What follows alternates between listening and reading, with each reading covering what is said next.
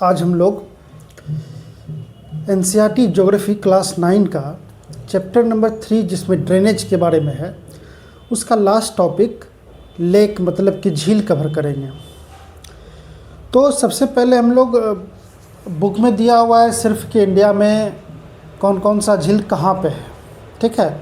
तो मैंने सोचा कि थोड़ा सा डिटेल कर देता हूँ, समझा देता हूँ कि झील के मतलब कि लेक्स के टाइप्स कितने होते हैं और कौन से लेक किस कैटेगरी में आते हैं, ठीक है।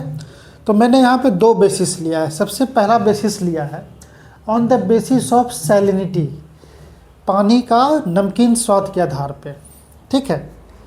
उसके बेसिस पे दो पार्ट है लेक का। पहला है फ्रेश वाटर लेक और दूसरा है साल्ट लेक जिसको कि सलाइन लेक भी हम लोग कहते हैं।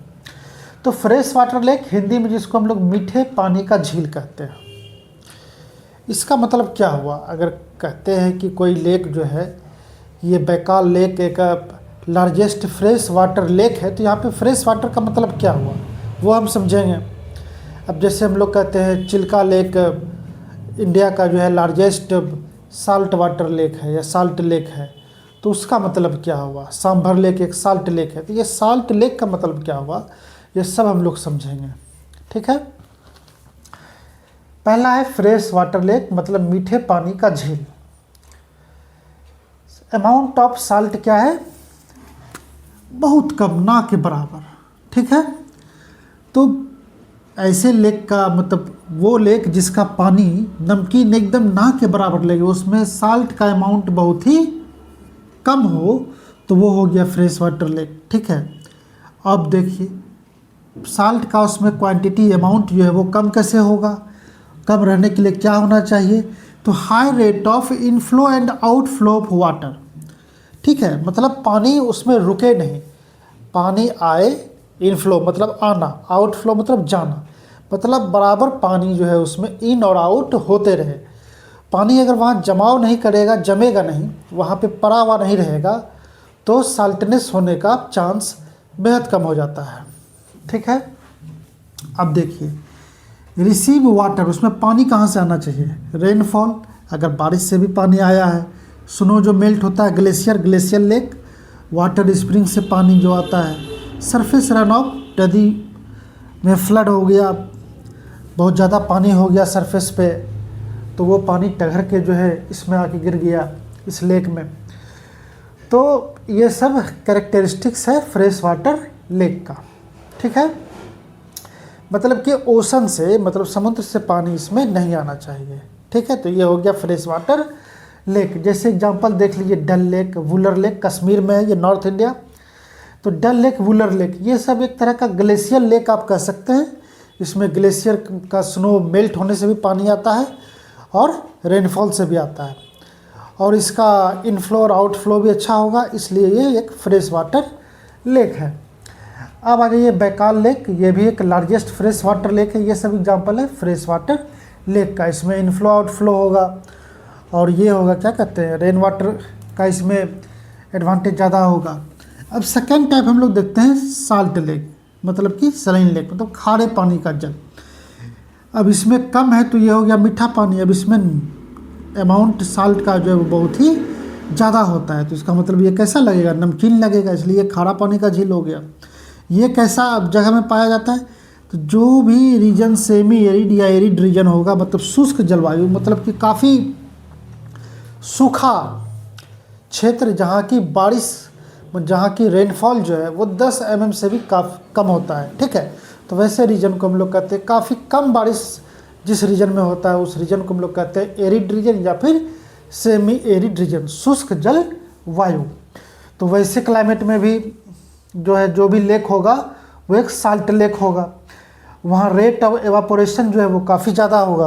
अब कैसे एवापोरेशन का रेट, मतलब वहाँ गर्मी, बारिश कम होने का मतलब वहाँ गर्मी ज़्यादा होने का मतलब कि एवापोरेशन का ज़्यादा होना। एवापोरेशन ज़्यादा हो रहा है मतलब कि लिक्विड जो है वो एवापोरेट कर रहा है, मतलब वेपर में क्या हो रहा है, चेंज हो रहा है और वो ऊपर जा रहा है, फिर वो नीचे आ रहा है। तो ये और सॉलिड मतलब साल्ट जो है वहीं का वहीं छूट जा रहा है, तो इसके कारण भी ये लेक जो है साल्टी हो जाता है। इसका एग्जांपल हो गया Sambhar lake, Chilika lake, Caspian sea, dead sea, ये सब हो गया आपका साल्ट लेक का एग्जाम्पल। तो ये 2 टाइप हुआ on the basis of salinity. अब हम लोग दूसरे टाइप में आते हैं, on the basis of origin. On the basis of origin का मतलब हुआ कि कौन सा लेक किस प्रकार फॉर्म हुआ है, निर्माण हुआ है किस झील का किस प्रकार, उसके बेसिस पे हम लोग अब टाइप देखेंगे। तो सबसे पहला है lakes made by tectonic activities, वैसा लेक जो टेक्टोनिक एक्टिविटीज़ के कारण जो है बना है, टेक्टोनिक प्लेट के हलचल के कारण। तो उसमें भी पहला टाइप है रिफ्ट वैली लेक्स, हिंदी में जिसको कहते हैं दरार घाटी झील। It forms from tectonic plates pulling apart, या फिर फॉल्टिंग कर सकते हैं। ये देख लीजिए 2 प्लेट है, मान लेते हैं, आप देख पा रहे होंगे ये 2 प्लेट है। तो प्लेट के बारे में हम लोग अभी तक क्या पढ़े हैं कि वो या तो ऐसे टकराएगा, ठीक है, कॉन्फ्लिक्ट, या फिर ये 2 प्लेट आपस में दूर होगा तो रिफ्ट का निर्माण होगा, और या फिर इस तरह से प्लेट होगा। तो ये होता है पुल अपार्ट, मतलब 2 प्लेट एक दूसरे से दूर जा रहा है। तो दूर जा रहा है तो यहाँ पे से गड्ढा बनते जा रहा है, ठीक है, ये देखिए गैप बनते जा रहा है, मतलब रिफ्ट का निर्माण हो रहा है, दरार का निर्माण हो जाता है। उसी दरार में क्या होता है कि पानी आके भर जाता है तो एक रिफ्ट वैली लेक बन जाता है। मान लीजिए क्रस्ट जो है इस तरह का दिखने, इस तरह का हो जाता है, ठीक है। अब इसमें जो है यहाँ पे क्या हुआ, पानी भर गया, तो ये एक रिफ्ट वैली लेक हो गया। या फिर फॉल्ट क्या होता है, मान लीजिए ये 2 प्लेट है, किसी वजह से, प्रेशर की वजह से या फिर नीचे टेक्टोनिक प्लेट की वजह से क्या होता है, अचानक एक प्लेट नीचे की ओर धंस जाता है, ऐसे धंस गया, ठीक है, इधर भी धंस गया, एक इधर भी, यहाँ पे भी, ये भी मान लीजिए एक प्लेट है, ठीक है। तो ये कमज़ोर प्लेट था, ये नीचे धंस गया, ये देख रहे हैं इस तरह का, ये नीचे धंस गया तो यहाँ पे तो एक गड्ढा बन गया, तो ये हो गया आपका फॉल्टिंग। इसके वजह से भी जो लेक बनता है उसको हम लोग रिफ्ट वैली लेक ही कहते हैं। तो इसका एग्जांपल हो गया लेक बैकाल, जो रसिया साइबेरिया में है, जो largest and deepest fresh water lake है वो लेक बैकाल है, ठीक है। लेक तंगनयिका, लेक मालावाई, लेक तुर्काना, ये तीनों लेक जो है अफ्रीकन कंटिनेंट में है। और ये कहाँ पे बना है, तो ये ईस्ट अफ्रीकन रिफ्ट जहाँ पे बन रहा है वहीं पे। अब आप लोग जो है इसका जाके देख सकते हैं मैप पे, मैं भी मैप पे दिखा सकता हूँ लेकिन नहीं दिखा रहा हूँ क्योंकि पढ़ाई में कोड पढ़ना अच्छा नहीं है, ठीक है। आलस नहीं रखिए, मैंने इतना चीज़ बता दिया, आपको नाम भी बता दिया। अब आप क्या करेंगे, अगर इसको खुद से ही मैप पे अगर इसको लोकेट करेंगे, खोजने की कोशिश करेंगे, तो वो आपको ज़्यादा जल्दी याद होगा। मेरे दिखा देने से, आपके देख लेने से वो उतना ज़्यादा दिन तक और उतना फास्ट में आपको याद भी नहीं होगा, मेमोरी स्टोर नहीं होगा। लेकिन अगर आप इन लेक को, इन नामों को खुद से ही मैप पे लोकेट करेंगे, खोजने की कोशिश करेंगे, तो काफ़ी दिनों तक याद रहेगा। और इसके साथ साथ क्या पता, आप इसके अगल बगल भी बहुत कुछ आपको दिखेगा मैप पे, तो वो भी जो है आपको याद रह जाएगा, तो बुरे समय में काम आएगा रिकॉल करने में। इसलिए मैंने आपको मैप पे नहीं दिखाया है, इसे आपको खुद ही देखना है। डेड सी, लेक सुपीरियर, ये सब किसका एग्जांपल हो गया, रिफ्ट वैली लेक का हो गया। ये सब आपको खुद से मैप पे लोकेट करना है, और जो नोट्स बनाएंगे तो खुद ही वहाँ पे लिख दीजिएगा कि यहाँ पे कौन कौन है और ये किस कंट्री में है, किस कंट्री के बॉर्डर पे है। ये सब आप लोकेट करके खुद से लिखेंगे तो ये आपको जल्दी याद हो जाएगा। ये काम मैंने आपके लिए छोड़ दिया, मैं करवा सकता हूँ लेकिन नहीं करवाऊँगा। अब एक चीज़ देख लेते हैं कि आप जब भी मैप पे देखने के लिए जाएंगे तो अक्सर आपको ये जो रिफ्ट वैली लेक है ऐसा दिखेगा, लंबा टाइप का दिखेगा, ठीक है, ऐसा ही आपको देखने के लिए मिलेगा।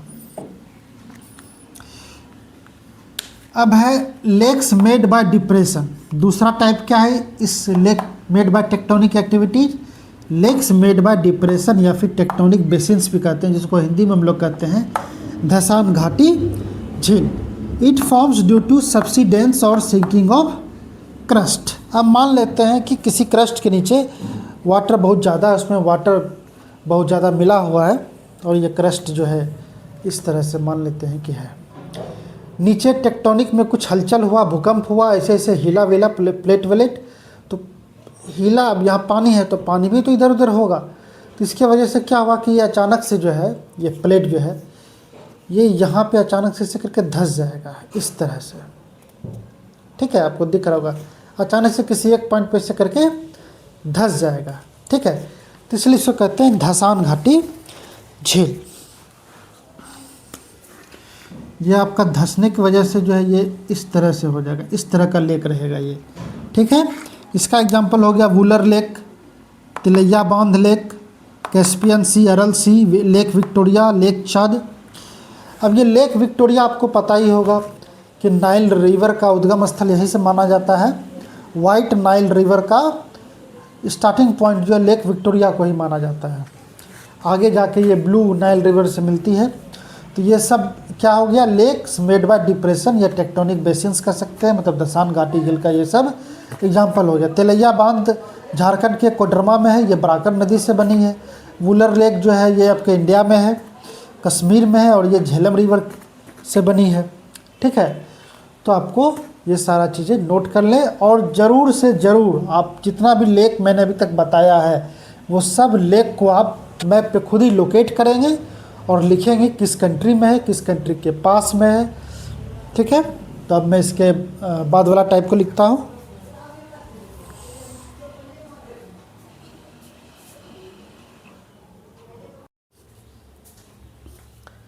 नेक्स्ट आपका है ओक्सबो लेक, जिसको हिंदी में हम लोग कहते हैं गोखूर झील। ओक्सबो लेक मतलब गोखूर झील। Forms due to meandering of river, ये रिवर के मिएंडरिंग के कारण बनता है। और ओक्सबो लेक के बारे में मैंने पिछले क्लास में जब मैं गंगा रिवर पढ़ा रहा था उसमें मैंने करवाया हुआ है, तो आप लोग गंगा रिवर वाले क्लास को एक बार रिव्यू कर लीजिएगा। उसमें मैंने कैसे मिएंडरिंग होता है और ओक्सबो लेक कैसे बनता है वो बताया है। तो गोखूर झील क्योंकि ये इस तरह का दिखता है, इस तरह का लेक होता है। ठीक है, खूर जो गाय का खूर होता है काऊ का वो भी ऐसा ही रहता है, इसीलिए इसको हम लोग गोखूर झील कहते हैं। ठीक है, मान लेते हैं कि ये इसे रिवर जो है मिएंडरिंग करते हुए आ रही है। ठीक है, तो क्या होता है अचानक से ये यहाँ से रास्ता बदल लेती है। ठीक है, ऐसे करके फिर हो जाती है, तो ये बच गया, यहाँ पे पानी भी बच गया, तो यही हो गया आपका गोखूर झील।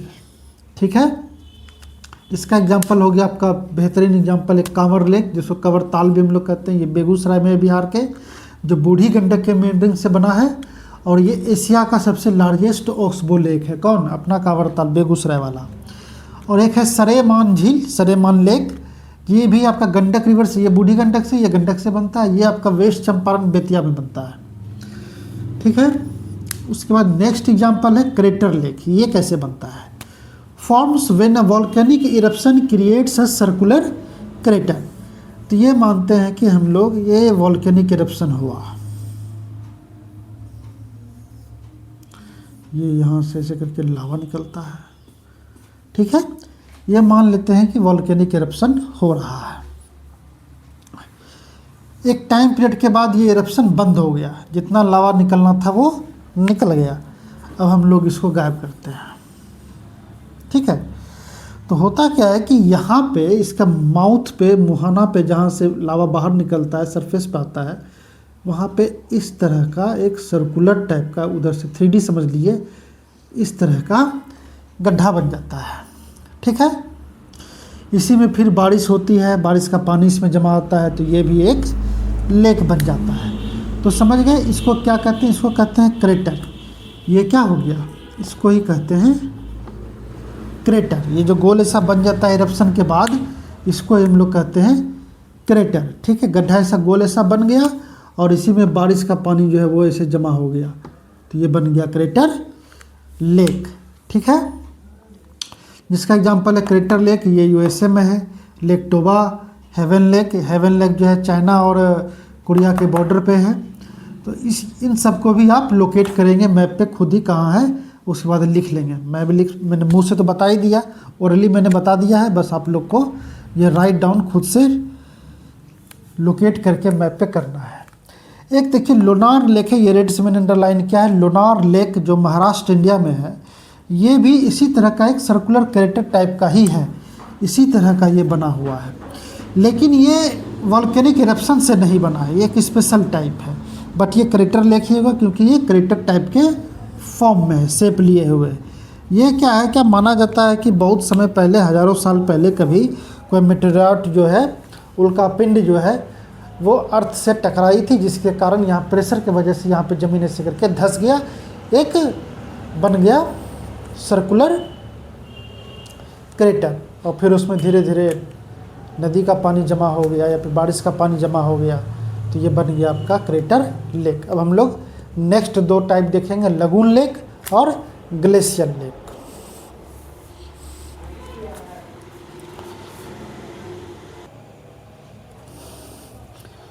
अब है लगून लेक, मतलब कि हिंदी में कहते हैं लगून झील।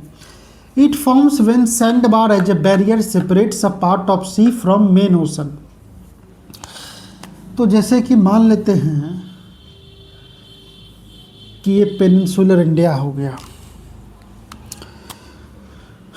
और ये क्या है आपका बे ऑफ बंगाल है, ओशन है, वाटर बॉडी है। टाइड आया, बहुत बड़ा वेव आया, और ये क्या किया, ये वाटर जो है इस तरफ घुस गया। ठीक है, अब इस तरफ जो ये एंटर किया तो अपने साथ बालू भी लाया, सैंड भी लाया, बराबर ला रहा है, बराबर ला रहा है, और फिर कुछ लेके भी जा रहा है। और तो क्या हो गया, यहाँ पे जो है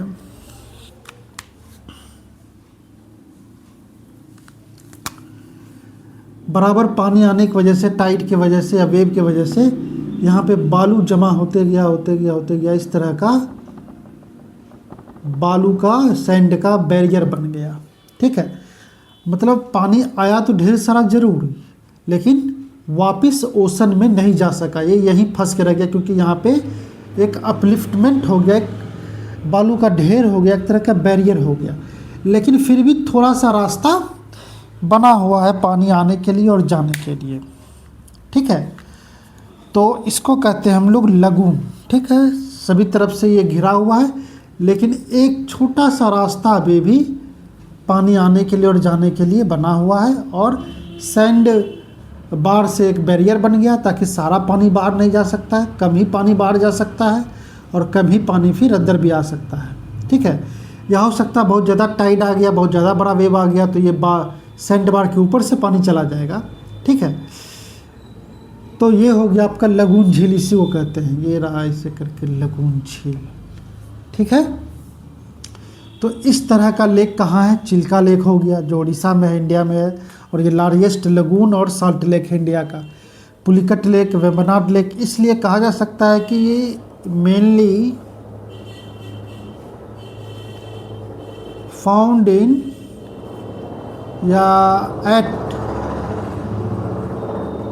कोस्ट। ठीक है, समुद्र के किनारे पे ही आपको ये लगून झील मिलेगा।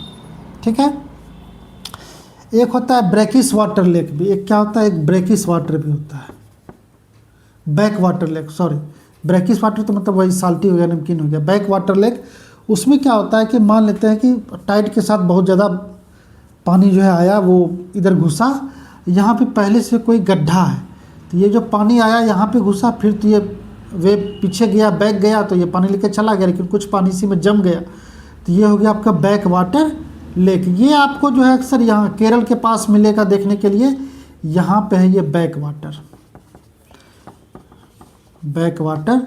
लेक, ये लंबा ऐसा है, यहाँ पे बोटिंग भी होता है। ठीक है, तो ये हो गया आपका लगून लेक। यहाँ पे गड्ढा था पहले से, समुद्र का पानी आया, यहाँ जम गया।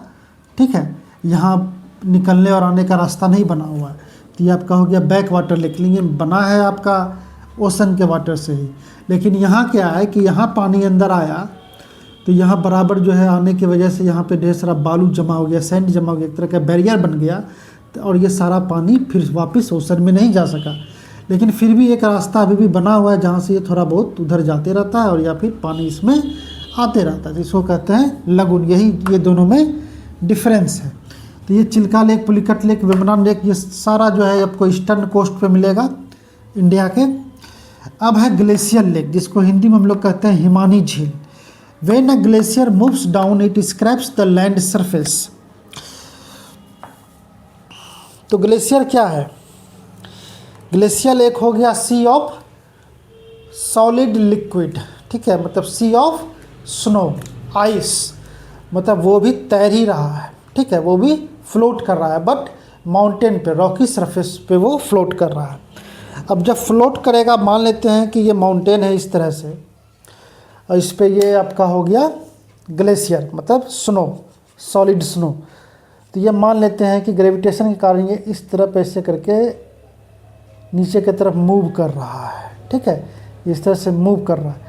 अब इस पे मूव कर रहा है तो एक फ्रिक्शन होगा, एक टकराव होगा, तो वह अपने साथ साथ माउंटेन का रॉक का बोल्डर लेके आएगा, छोटा छोटा टुकड़ा लेके आएगा।